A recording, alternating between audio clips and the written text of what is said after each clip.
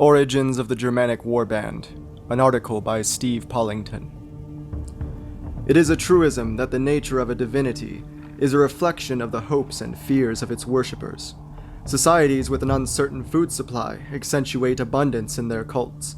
Those who live near the sea emphasize the sustaining and destructive qualities of that phenomenon. Communities living in areas prone to infestation or plague reflect those aspects in their religious life. God is created in man's image. With this in mind, it is worthwhile to consider what the cult of Woden can tell us about the early history of its practitioners. Likewise, where archaeology or linguistics can throw some light on early history, this may help to explain details of cult practice.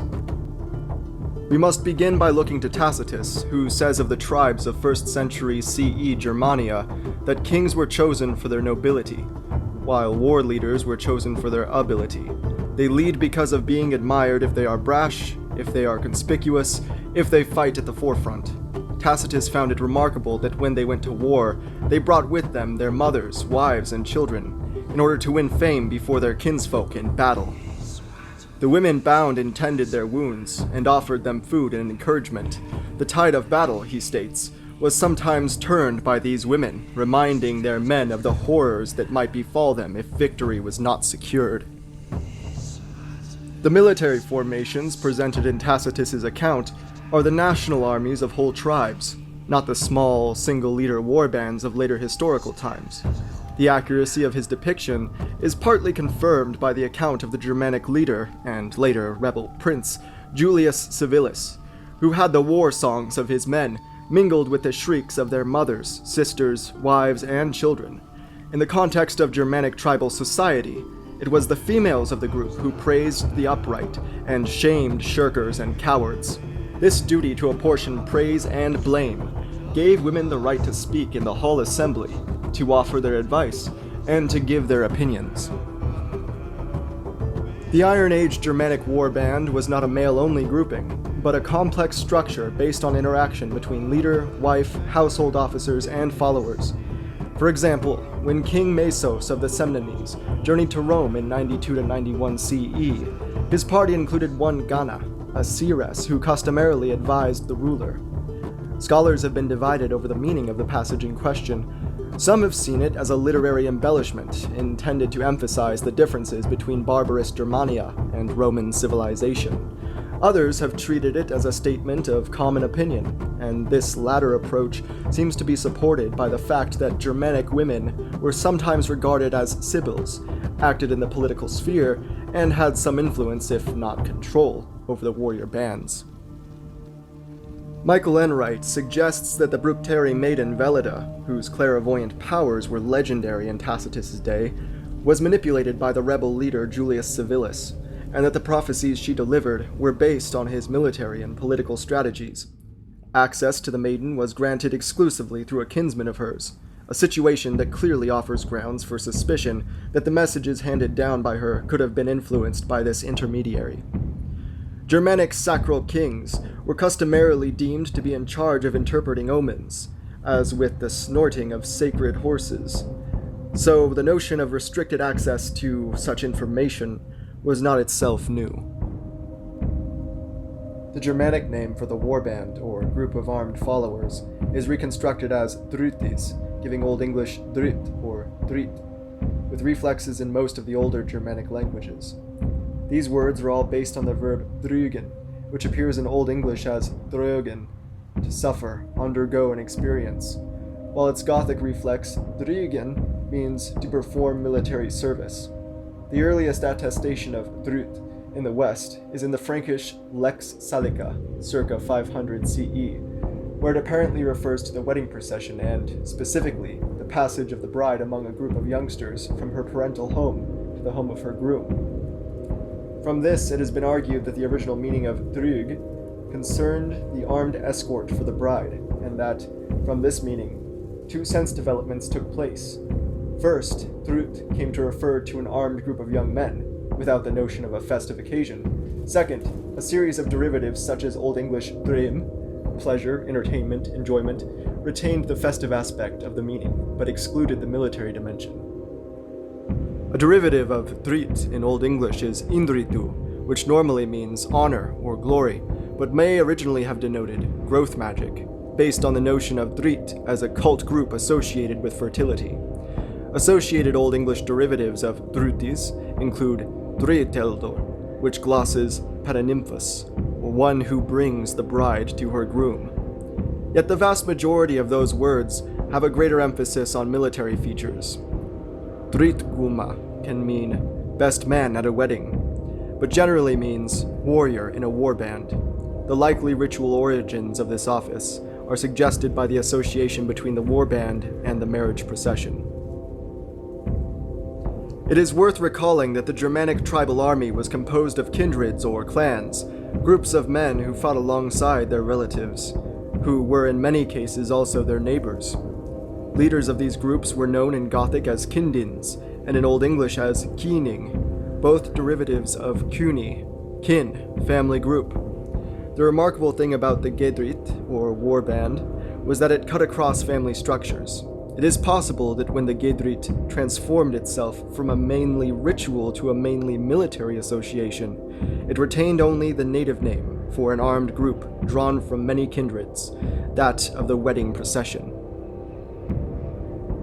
The rise of the leader and his warband, the dux and his comitatus, was due to contact with the Mediterranean world.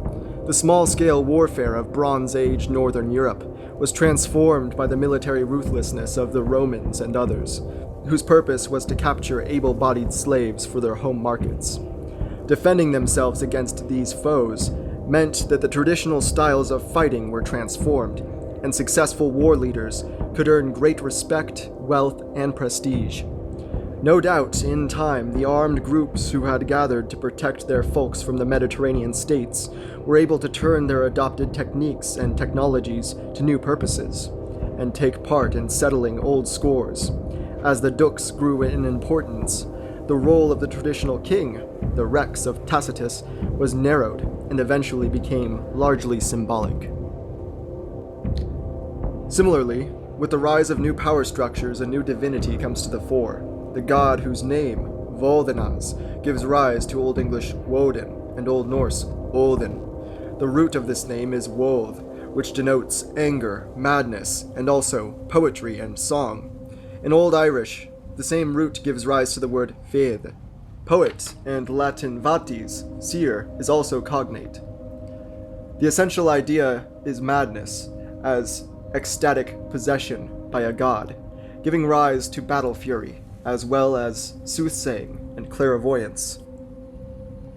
In the context of both wedding and warband, there is a parallel structure: lord/groom as the leading male, lady/bride as the leading female, and warband/wedding party as the gathering.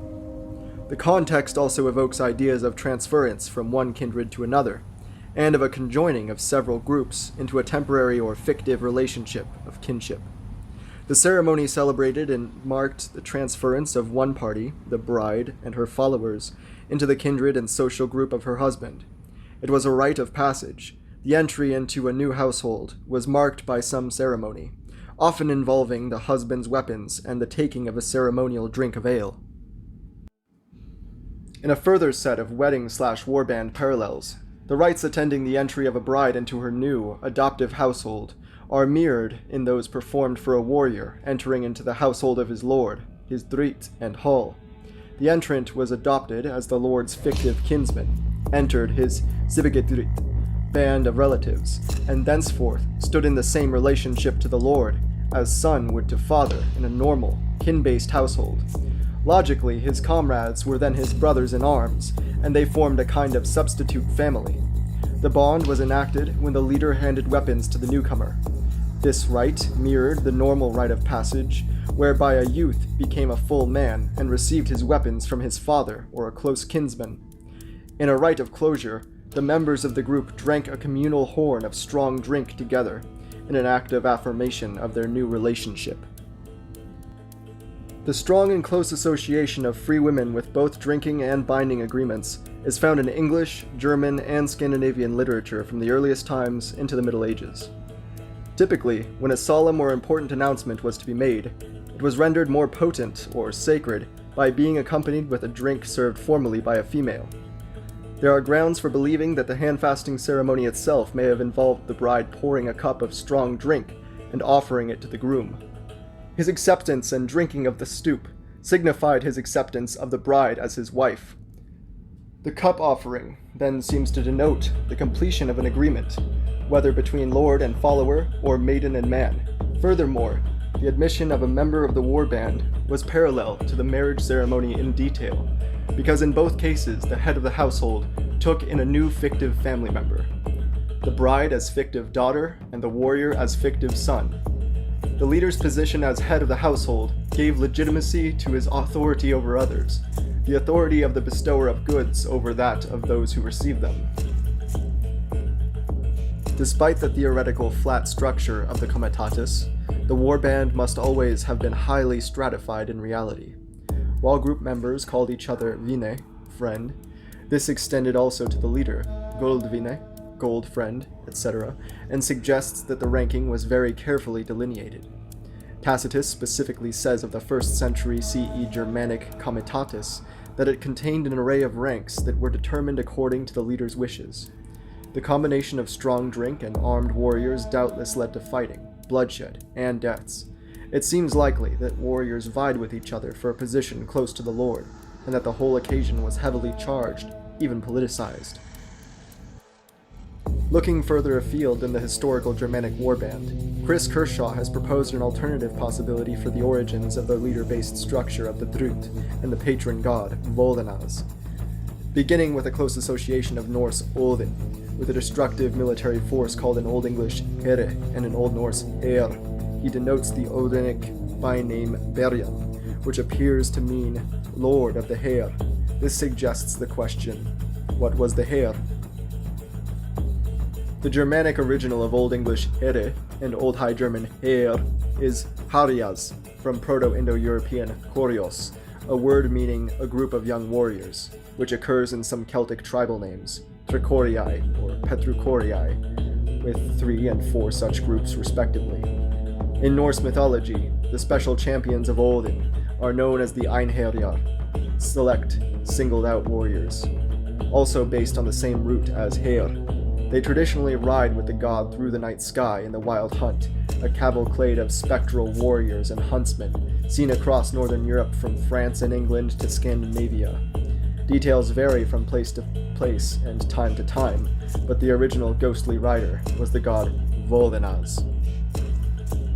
It has long been recognized that these stories reflect memories of actual cult processions which once took place, connected with the worship of the god. Furthermore, the leader of the procession was a figure known as Herknungr, which eventually became the Harlequin of early modern theater.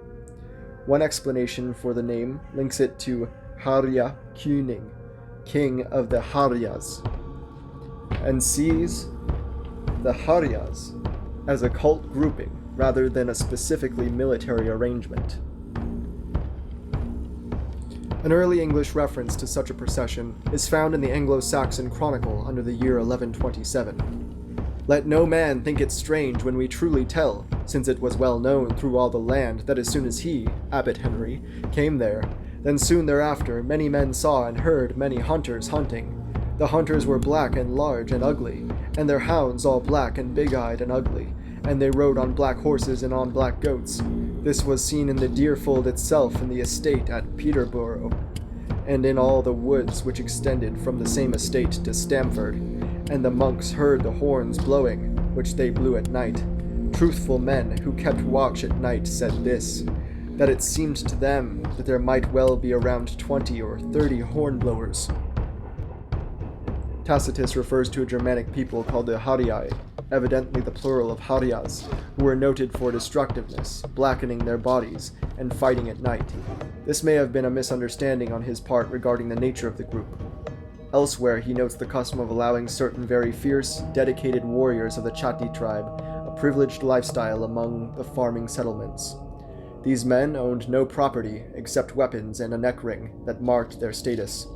They grew their hair long as a badge of distinction, whereas normally, youngsters would cut their hair after their first successful military encounter. These men were outside the normal rules of society, and fought in an ecstatic trance, rushing wildly at the foe, much as untrained youths might do, with great enthusiasm but little caution or restraint. Furthermore, Kershaw sees the Haryas as identical to the foot soldiers whom Tacitus describes as fighting in a wedge formation, while the mounted troops form up in the rear. Apart from the tactical value of a solid, determined infantry unit, it may be that they fought on foot, because young and still landless, they did not have the means to buy or keep a horse. The wealthier mounted troops were the Thioldo, a word which denotes the people as a whole, the body of freemen.